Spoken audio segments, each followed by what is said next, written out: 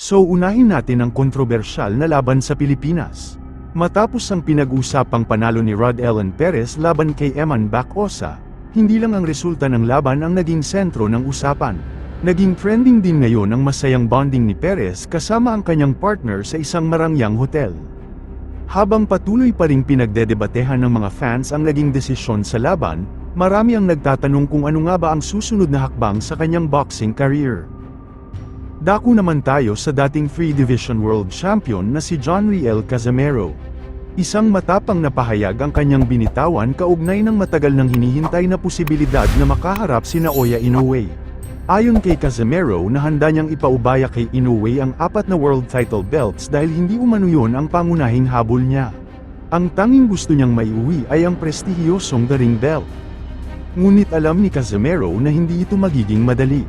Para makuha ang The Ring belt, kailangan muna niyang pabagsakin ang tinaguriang monster ng Japan na si Naoya Inoue, na kasalukuyang kinikilalang isa sa pinakamahusay na pound-for-pound boxer sa buong mundo.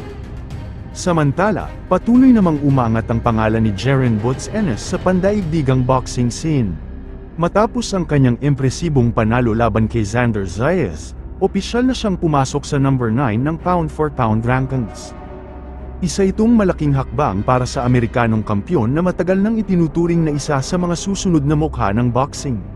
Ayon sa maraming boxing analysts, kung magtatagumpay si Ennis na pag-isahin ang lahat ng world title sa super welterweight division, may malaking posibilidad na umakyat pa siya sa pinakatuktok ng pound-for-pound list.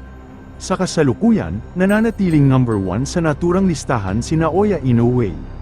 Sa ibang banda na ayon sa ulat ng The Ring, nasa negotiating table na ang planong unification bout nina Jaren Ennis at Sebastian Fundora.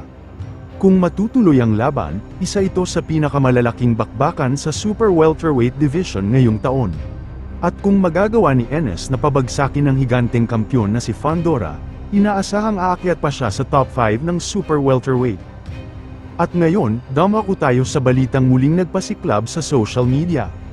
Muling umugang ang usap-usapan tungkol sa posibleng exhibition fight ni Manny Pacquiao at Conor McGregor. Matapos ni-repost ni Pacquiao ang video kung saan makikitang magkasama silang kumakain ni McGregor. Bagamat simpleng video lamang ito, mabilis itong kumalat at nagbigay ng panibagong pag-asa sa mga tagahanga. Dahil dito, marami ang naniniwalang maaaring muling mapag-usapan ng dalawa ang matagal nang inaabangang exhibition fight na ilang beses nang nabanggit sa mga nakaraang taon ngunit hindi natuloy.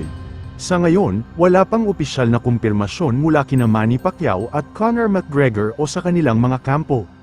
Gayunpaman, sapat na ang kanilang muling pagkikita upang buhayin ang interes ng mga boxing fans sa buong mundo.